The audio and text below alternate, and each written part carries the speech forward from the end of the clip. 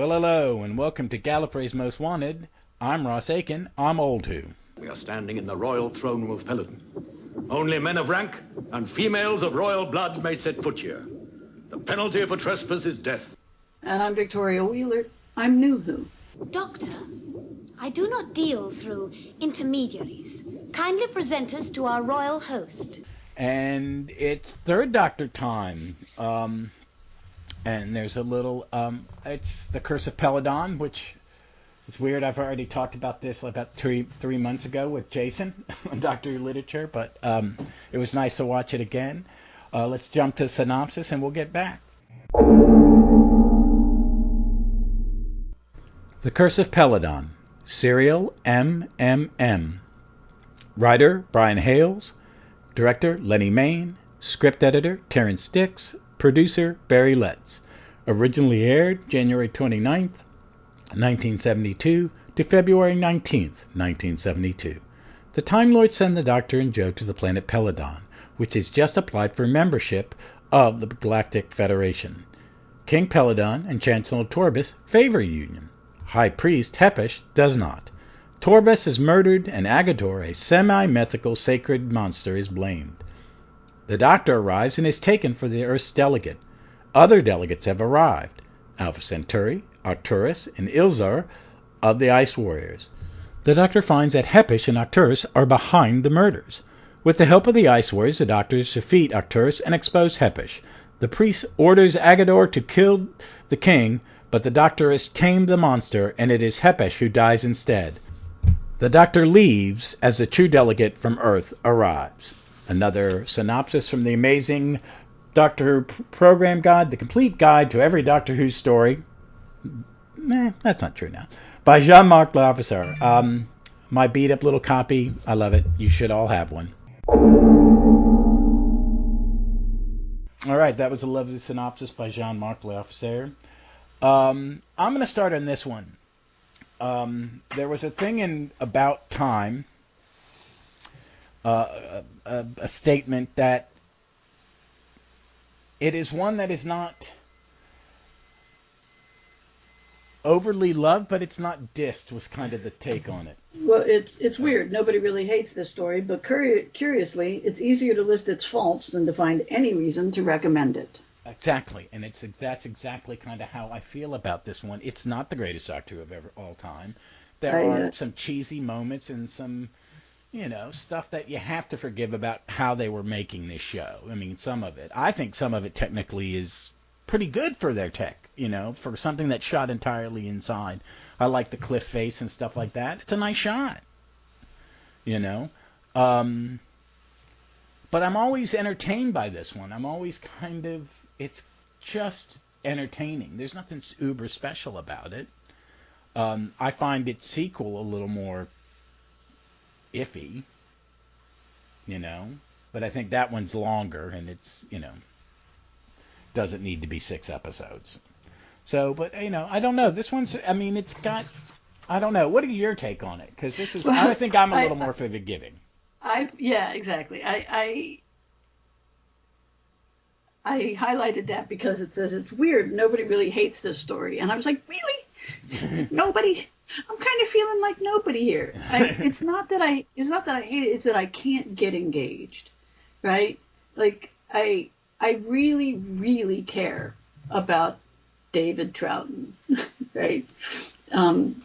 He's great. He's really good in this. He's great in this. And Katie Manning comes up to his level. She's wonderful in her scenes with him. Yeah, they give her something to do. And it makes me almost resentful of the time that she's with the Third Doctor, right? Like, because she's always playing this kittenish sort of role with him. And it's, to me, I know that she's a fan favorite. I know that she's a wonderful ambassador. And I know that there are people, like we've got listeners who've written in, who like their relationship. And that's legit, and I'm never going to argue with them on that. It does something to me. It grates on me a little bit. And so it's not that I don't like Katie Manning, and it's not that I don't like Joe. I like that Joe is a spy specialist, right, and trained. I just dislike what she's asked to do a lot of the time. But man, in this one, she's got serious emotive, right? She's torn. There's a lot going on between the two of them, and it's all really well done. But as for the rest of it, like, it starts off wrong with the two, Hepesh and the guy that gets killed. They're identical. They look exactly alike. They don't speak any differently. They're indistinguishable, and I check out. I have such a hard time following this story until David Troughton speaks, right? And then I'm in, and I'm like, man, that wig is amazing. Isn't it? Right? I think the design is very good. Yeah. It is, because they make some choice. They make designing choices. two advisors Should be a little more different. Identical. And you should cast guys, and you should cast people of different body types. It's casting 101. Yeah. Because when you put people together, you want them to look good together, but you need to be able to tell them apart. And I agree, because I was watching it and going, which one's Hepesh? Yeah. And I've seen this one a dozen times. Yeah. There are parts of this I like. I like that the doctor's wrong about the bad guy.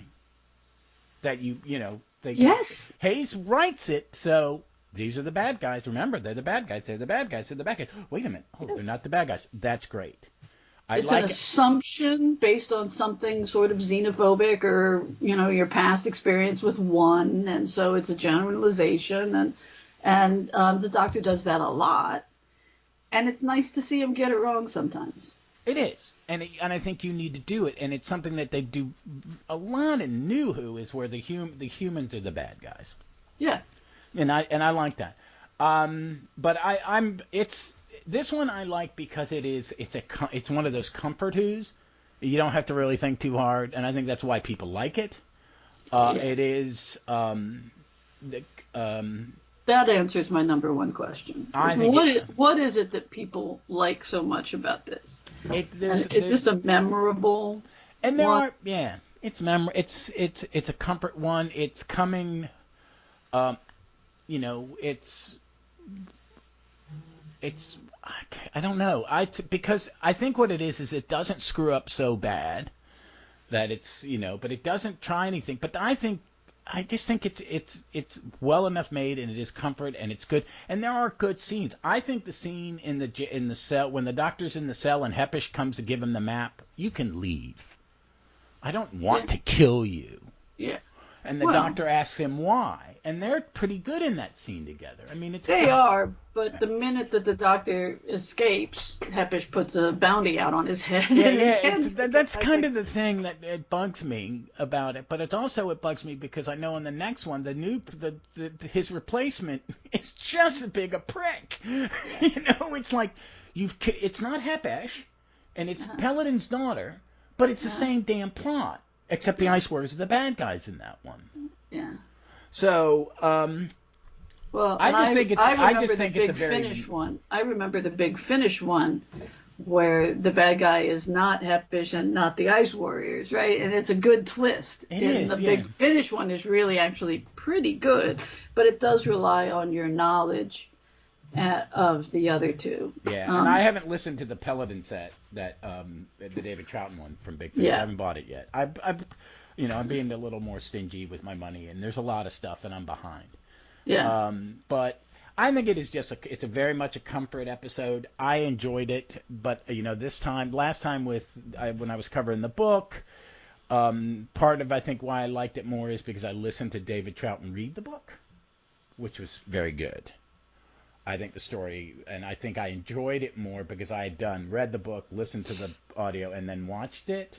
Uh-huh. So I don't know what was making me like it more. Was it David Troughton reading the story to me, or the show? He's just really good in this. He's the highlight for me. And honestly, I tried to read Beyond About Time, right? I tried to read some other reviews of this to get a grasp on why people like it. And one of the reviews that I came across, I just disagreed with on every beat. You know, it's like, oh, it's Shakespeare. No, well, not really. It's more archaic. King Peladon is a weenie because he can't act on his conscience. I think that's probably one of the better part of the writing is that he doesn't know how to be a leader yet. Well, it's not even that he needs to be a leader. Sometimes, this I understand. The law is the law, right? Like, I may dislike if I'm a criminal attorney, I may dislike the crime that my client is accused of. And I may believe that my client committed the crime. But the Constitution guarantees a right to a zealous defense, right? And that's my role, is to provide a zealous defense, right? And that right in the Constitution isn't iffy. It's as clearly stated as the right to freedom of speech, or the right to bear arms, right? It's as deeply ingrained in the Constitution as other ideas. And so the rule of law requires that you follow the law, whether you like it or not. And I thought he does a good job of explaining that. And Jo doesn't like his answer. She doesn't have to like his answer. It's just the answer. But it's the answer, yeah. And it's the answer that sometimes a king and a ruler and a leader has to give. And he plays that beat, I like too. that tension. He does. I like the tension that it creates. I think it's correct. But I don't think it makes him a weenie, right? And so, like, some of the reviews that I've seen are like that. And there is other stuff in Old Who that I find is downright Shakespearean. And the one where we get the Traken one. Frontiers. Well, the one where we get Nyssa, right? Oh, where we get keep her tracking. I was thinking keep her tracking. That one's Shakespearean. Yeah. And my thing of this, it's not Shakespeare. It's more I would say MGM, who made like the Errol Flynn movies. MGM. Yeah, MGM. It's more like that, but not Robin Hood, which is great, but more like Captain Blood, more like the Robert Wagner Ivanhoe. Which is pretty much, here are all my stock actors that I have under contract, and we're going to do a classic novel. And it comes out stagey and overly technicolor, where the colors are kind of saturated, brightness to, And it's just, it's something that people in the 1940s would have gone, let's go to the movie this weekend, and that's what's playing in the local. You know what I mean? Right, when movies were, because they didn't have TV, movies were their TV. Yeah. And so they made cookie cutter comfort viewing. Yeah. No, that's right. I think that's right. And I think that just because something has a castle and a king, and the king has advisors, doesn't make it Shakespeare. Yeah, because this is closer to Burger King commercial. Yeah. In some ways. Yes. But I mean, and I like it. I'm entertained by it. I enjoy it. I tune out of the stuff that I don't really like. When the Arcturus thing is broken and Jo has to go searching for stuff, and it's like, at that point I went, you know what? I think this is the point where I always walk and get a cup of coffee. Yeah. Or I step out on the balcony. There are certain things I don't, because there's stuff overall, I think this is for, if you're making a show meant for Saturday viewing for your whole family, that it hits it. It hits all those buttons, and there are worse Doctor Who stories. This is not terrible. It's not. I enjoy it. It doesn't engage you. So I think that's kind of what it is. It's one of those ones that you get some comfort from it, and it's your distraction for a couple hours. Yeah. But I think it has some really good highlights. I think you're right. Jo and Peladon stuff is good, and sometimes it's one of those things where the thing is like when I see Patrick Stewart act in a above and beyond in the Next Generation. It's like, yo, dude, this is Star Trek. This isn't, you know, you don't need to bring that game to it. But they're so good. She's really good in this, and it's, you know, it's one of those things of, for every companion, sometimes, you know, it's she's given material to work with, and she's given a scene partner who works with her, right? You've got to think that Pertwee and David Troughton come from different schools of acting. Right? Yeah, oh god, yeah, they're a generation apart. They're a huge, and for acting, and that's I don't know. a big deal generation. Oh right? my god, it's right. It's after the war. Right. Yeah. So she is working with somebody from her same school of acting, from her same training type, and they get someplace together. They're focused on each other. They're not focused on the camera. It's really good. Their scenes are really good, and Katie Manning is excellent. He's good throughout. I mean, every time I love seeing David Troughton. He's good in everything. The hot pants and thigh-high boots. I kept going. Is that skin? Right, like. Is that one of the things that resonated? Or a nude tight? Is he wearing a nude? One of the things that resonated for me, I gotta look this up. What year was 1972? What was on TV in 1972 in the United States? I'm just trying to think. What's the guy? Is it Grog? Groot? What's his name? Grund. Grund is clearly a British version of a built guy, right? So what he looks like is a second row in rugby, right? He's the biggest guy on the rugby pitch. He's the wall, right? And it's more of a driving thing, right? That he's in the scrum. There's a structured scrum. And there's the short, heavy dudes, and the front, and then there are the big, strong guys like Grund who are in the back, and the short, heavy dudes sort of sit on their shoulders, and the big dudes like Grund push them forward, and so and like he's going to go nameless, but Ross and I have a mutual acquaintance who was a prop in a rugby scrum, and he was a big dude. But he was short. Yeah, and he was square.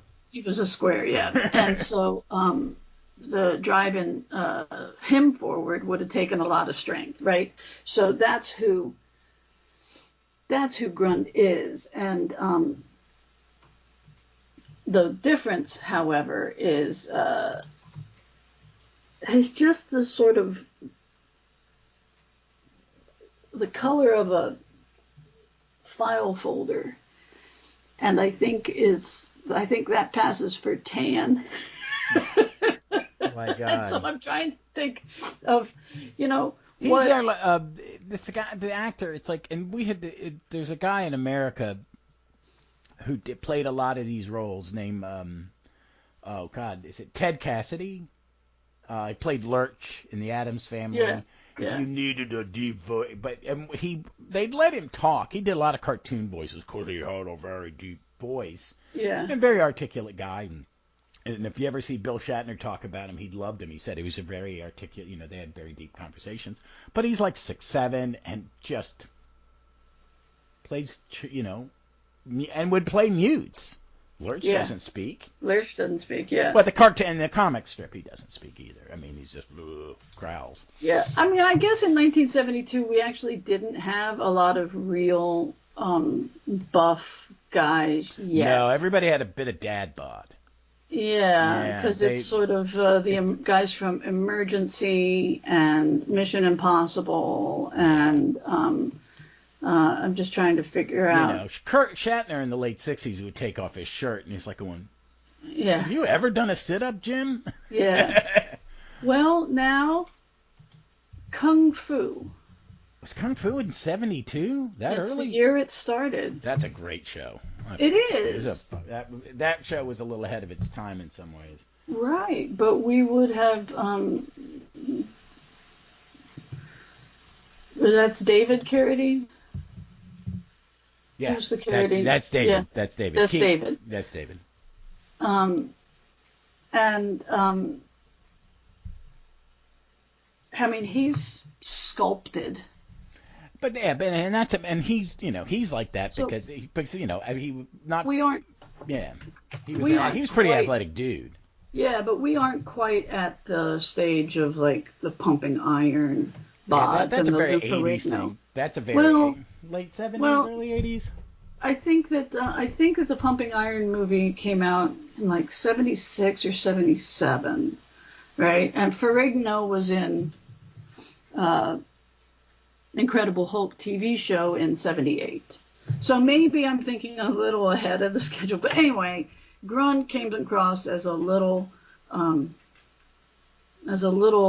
soft, right? That you would have expected at least some makeup on the biceps to make him look strong. And they keep talking about how he looks like this guy over in Watts from Mott the Hoople.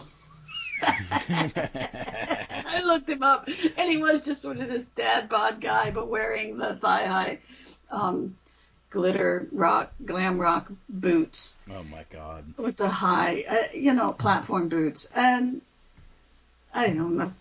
So, yes, there's something going on with the design elements in this that might have been very of the time, but... Yeah, it's very of its ages time. badly. Yeah, I mean, I react to 70s fashion and 80s fashion. People I really hate, because there's, it's just sometimes it doesn't hold up. I like the skinny ties in the 80s. That was cool. Yeah, there's certain things I like, but the level of pastels was a little much for me. But I like Hepesh's costume. I mean, I like the design of the castle. I mean, some of it's pretty good. But BBC does good sets. I mean, I think they do. Right. And this is all interior. And I watched it on that new TV in my little room. Right. And it was a little more unforgiving. Mm-hmm. But even on, and I've got this one hasn't been remastered because that season hasn't been done on the Blu-ray. But I was surprised how good it looked. I did want to talk about, since we always talk about how modern stuff reflects on it, that this is definitely about them joining the common market, even though I watched a documentary on the DVD and they've got Terrence Dicks saying it wasn't intentional and Barry Letts saying it was intentional. Yeah. But I think it is a little timely, is this thing about because that's kind of what they wanted it. That's what Hayes wanted to talk about, and it's kind of what Letts definitely would have wanted to talk about is how are we reacting as a nation about joining our neighbors in a common endeavor. Mm-hmm. And how the old white guy who's whispering in the leader's ear that, change is bad. Yeah. There's this xenophobia. And England, I've watched, and it's when certain shows, and I'll use Poirot as a big example of it, they beat the drum, the writers of that show and Christie does it too, that how people don't like him because he's a foreigner. In a very, and then we have, I'm not saying that American entertainment doesn't do it, but there's a certain beat in it that sometimes they want to go, look, this is how we behave in the fear of change. And I think I like that aspect of it. I mean, it's not the main thrust of it. It's kind of just a reason to have. I don't know. I kind of like it, and it's that it is reflective of that because this is 72 and they joined in 73. And I mean, I read it. I literally read that in About Time, and it seemed less the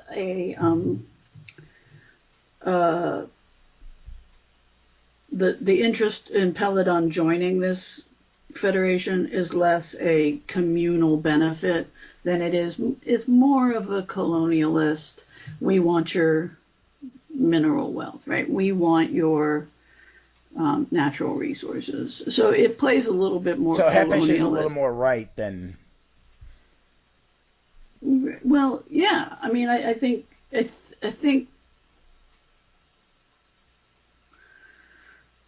unless you're starving and you need the partners for food, right? And so you're over a barrel. Yeah, I think you want to protect your natural resources from the acquisitive, other powers. And so it does read a little bit more to me, my area of expertise wound up being, particularly 20th century history wound up being Latin America. And so that's why it read that way to me. The sequel is that you know what I mean? The sequel is more about, you are taking advantage of us. Yeah. And you're taking advantage of, the princess, kind of thing. And so I just kind of like it. And when I Googled, I went, okay, I want to get the date. So I went on Wikipedia, and actually Curse of Peladon is in the common market. There's a mention of it in the Wikipedia page for it, because under the in popular culture thing. So, but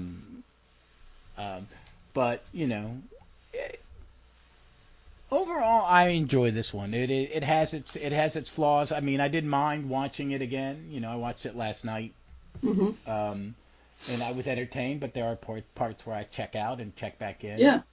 And I think it looks good. I think because Jason fussed at me when we were talking about I did the Third Doctor episode with him, and he was like going, I was the dinosaurs in Invasion of the Dinosaurs. They're bad to me, and it's like they, just that at some point you just don't do it. There is, I love Web Planet because that's pushing the envelope, that's trying. But, that's a guy, and I'd rather have a guy in a suit than a dodgy puppet, But he goes, you got to take it for it was good for its time. And I think in a lot of ways this is designed very well. I think the whole there is overall a better quality control because it's Letts and Dicks. It is a strong, all 5 seasons are pretty strong. And they all look good. They never look terrible. You never, there's none of the dodgy set that wobbles and stuff like that. And everything looks good. And they just want to tell it to, and also, I get why it's a comfort episode. I do get why people like it. Because there are other, hold on a second. What else is in this season? Look, I gotta tell you, to me, the Agador, worshipping a beast is like a weird reach down, right? Like I'm not familiar with a religion that. That's always thrown me. I don't get it. I don't get it, and there, 2 things just kept making me laugh. That whenever Agador was actually on screen, it looked like the alien from Attack the Block. Yeah, it did. I like the aliens that Attack the Block. That's like a movie. Okay, let's just stop for a second and say Attack the Block, starring John Boyega with Jodie Whittaker in a supporting role, is a brilliant sci-fi movie and one of my favorites. And it's done almost 75-80% is practical. Effects, and that's what makes it so good, I think. That's what makes it so good. These aliens look like Agador, but they have they glow teeth. Really sharp, lasery eyes and teeth. Yeah. So they're really menacing. But Agador is the name of the character Hank Azaria played in The Birdcage, and so I forgot that. Oh my God. Oh man. So every time they kept saying they might worship Agador, and David Troughton is sitting there in hot pants, and it's just this so I kept having moments. I was highly distractible watching. Well, I get not my favorite.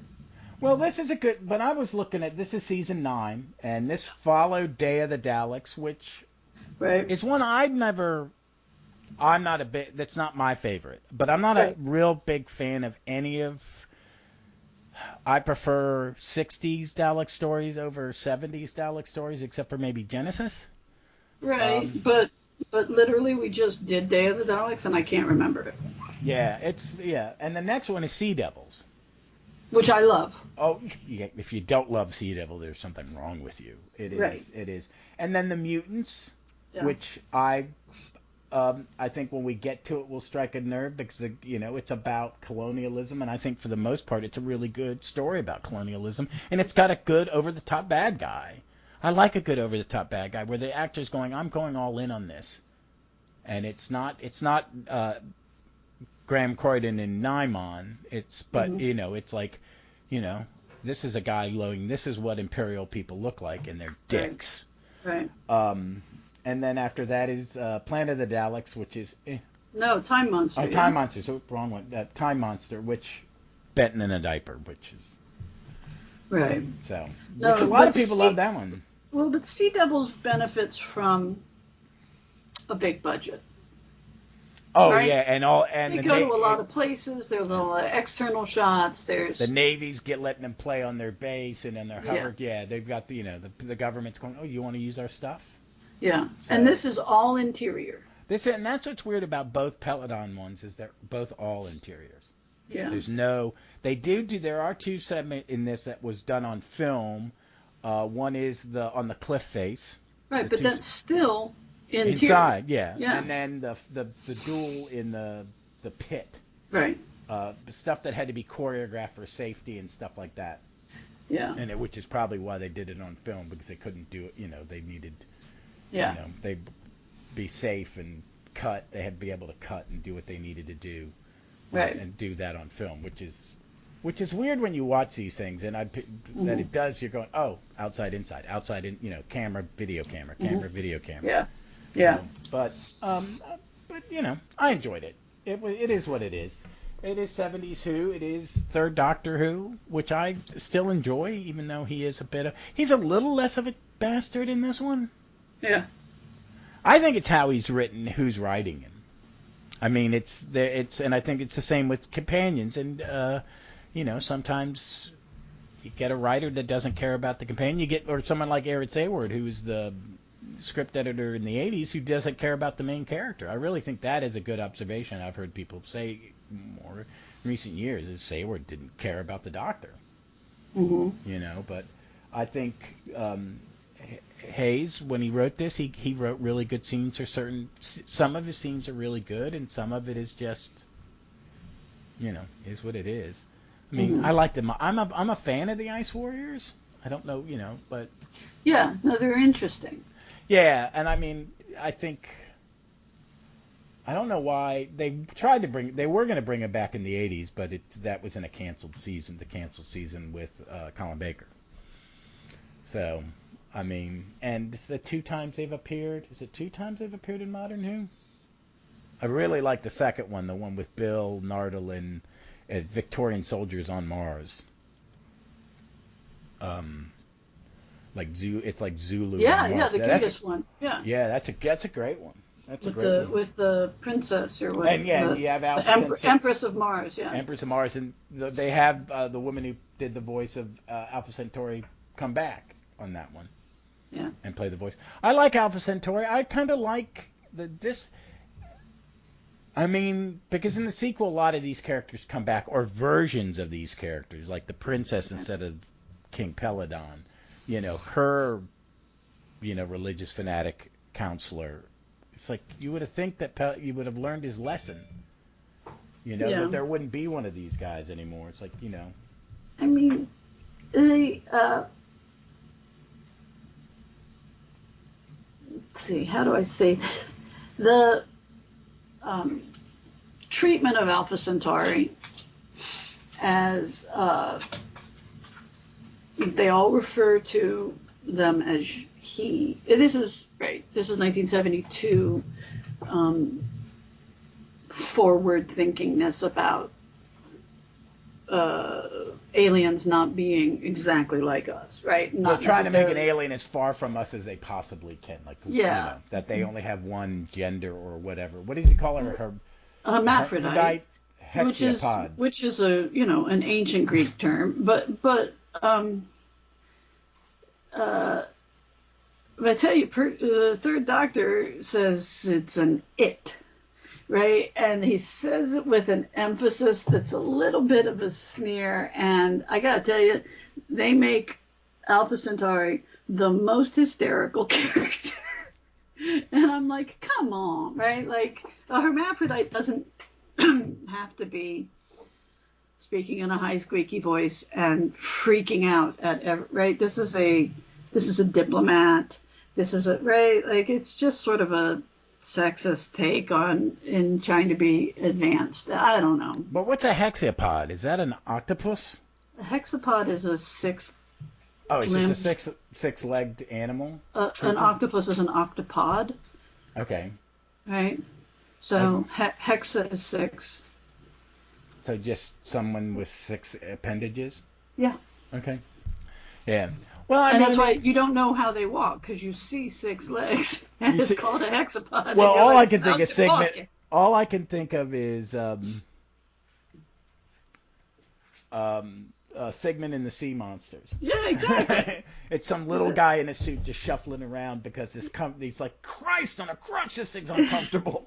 Exactly. I'm gonna how many times did they step on the fake legs and come ass over tea kettles? But she's there for comic relief. It's he's there for comic relief. Well, they call him he, and it should be they. Should be is our understanding now. Yeah. Yeah, but then it was they.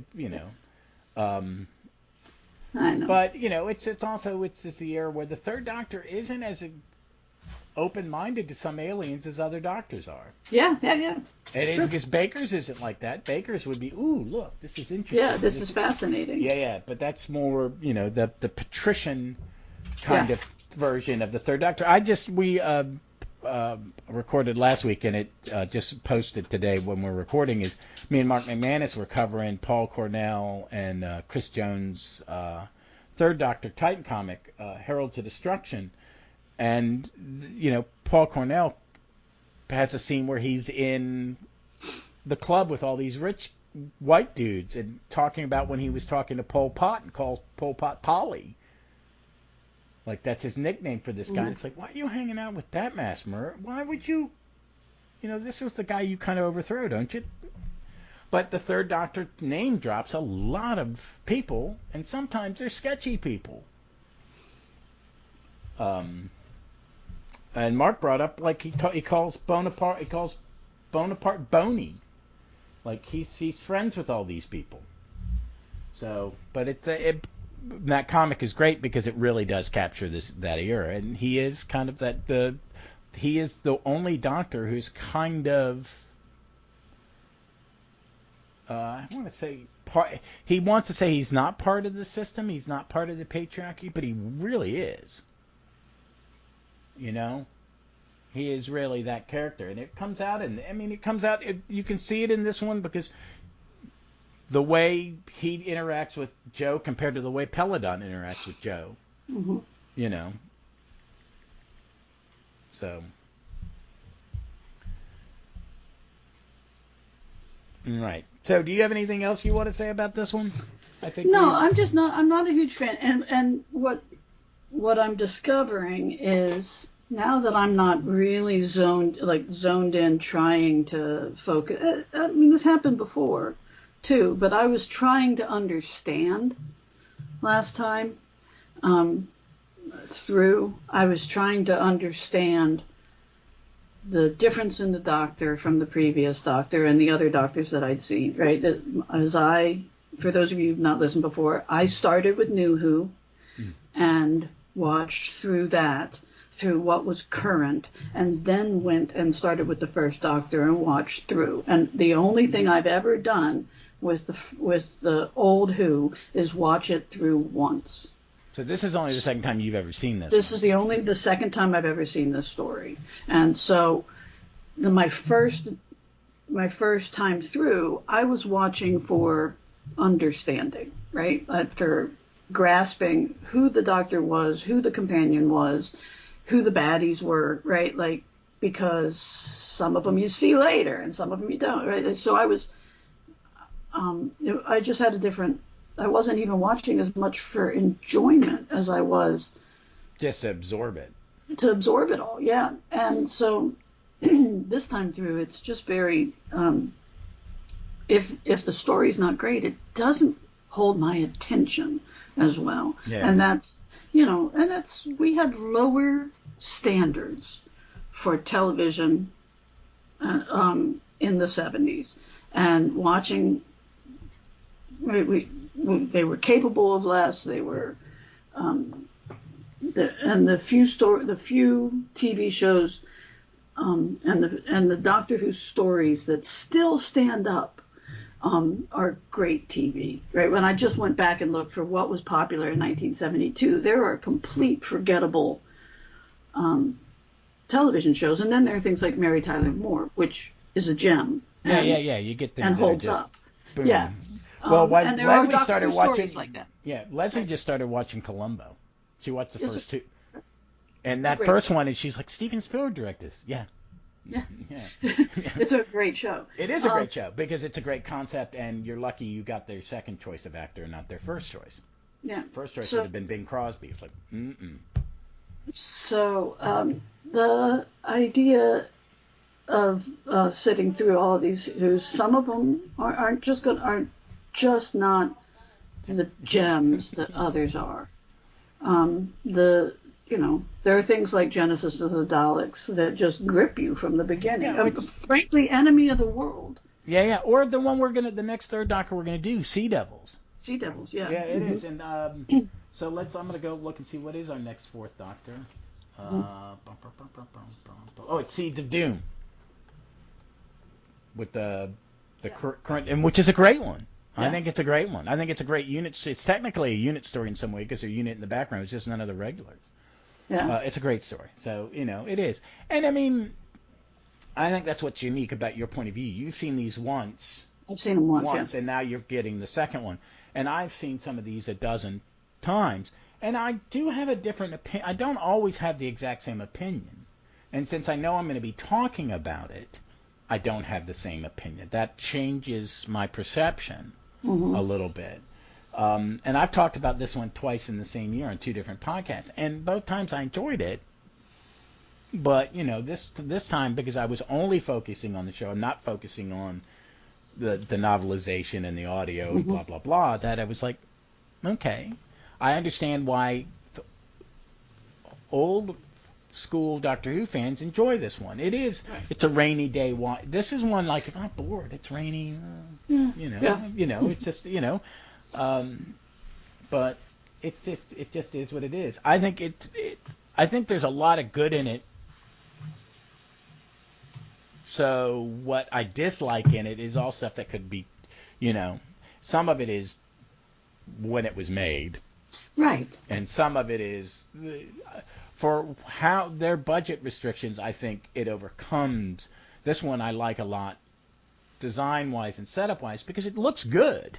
And especially since because it's all interior, but it's also we're looking at it at 2022 eyes, So, but it's it is what it is. It makes me want to kind of spend the money to get that Peladon box set. Next time there's a sale, I may get it because I like David Troughton a lot. I really do enjoy him as an actor, and he does elevate this.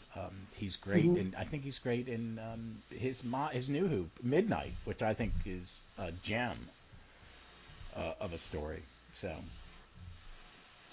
So I gotta. So our next one is Seeds of Doom, and then we're doing Terminus.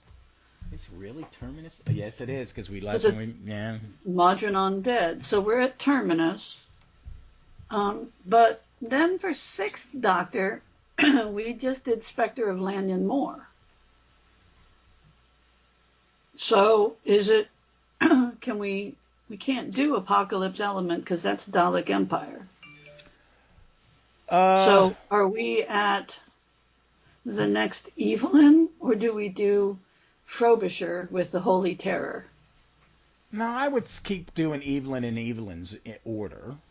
Because But then I don't Blood mind doing. Tide? I think you can do Apocalypse Element without having. You don't need to have listened to the other stories because they are designed to be listened to standalone. Okay, let's do that. Yeah, because let's do that it's because the Evelyn, next Romana, and the Doctor battling Daleks. Yeah, It's worth it. Let's just do it. Yeah, as opposed to jumping up to Blood Tide and Project Twilight. I love those. And see, I like those because with the ones that cross over into different doctors, I just think you listen to them in the Doctor, just in Doctor order. In Doctor order, because that's see it how Sixie would see it. Sixie doesn't, Well, there is a website that allows you to follow the Big Finish stories chronologically. Which one is that? Which one are you using? I know. I just saw it, so I was like, oh, because it was Sixth Doctor, Big Finish, and one of the autofills was chronology, and so that came up with Bradley's Basement, Sixth Doctor's timeline. Okay, because I use something called Clive's. It's named after the guy from Rose. Yeah, right. Yeah, and that one's okay. Sometimes I don't agree with his placement, but 90% of the time I think he's gotten it. He's got it pretty good. So sometimes I'm like, dude, don't think this is because like Paul McGann, they put the Mary Shelley before Charlie. Well, that makes sense. It does make sense because he refers to that. Yeah, so I think at some point we just we take a breather on him and. Yeah, So, according to Bradley's Basement, it is the Sixth Doctor with Evelyn as Marian Conspiracy. Then the Sirens in Time audio takes place in between Marian Conspiracy and Spectre of Lanyon Moore. Yeah, she's just in the TARDIS while the action's happening. And then Apocalypse Element, Blood Tide, Project Twilight, and Sandman. Okay. Well, I like, So Apocalypse Element will be it, and then Curse of Fenric. Yes. Whoa, how close are we to the end of him? Well, he's got Survival comes after Curse of Fenric, right? Wow. Yeah. So we're very close, which is why I didn't want to go the other direction with Sixth Doctor and go into those ones that are part of the Zagreus trilogy, right? Yeah. So, but we'll get to those in a long. We got a while to get to those Zagreus. We got to get a couple more times through.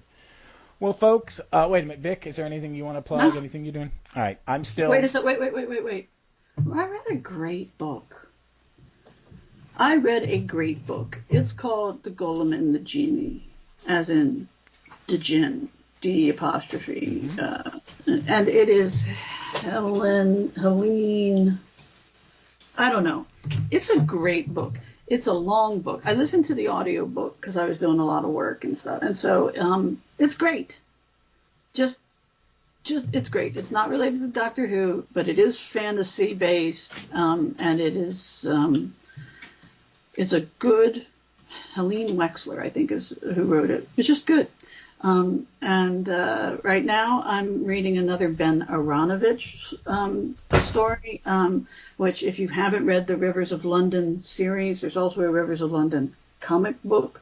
Aronovich is great, and one of my favorite Doctor Who adjacent bits of, content creators. Mm-hmm. He's really good, and so I'm reading that right now. I have to check that out. Mark was recommending that because I'm also reading the Double Helix by James Watson, which is the story of Watson and Crick, quote unquote, discovering with the help of Rosalind Franklin and a whole bunch of other people the DNA and its physical structure, and I'm reading that out loud with my kid, and because if I were to make a bet with her going into high school, if I were to make a bet what she was going to focus on in life, it's going to be genetics and biochemistry. That's cool. That's her.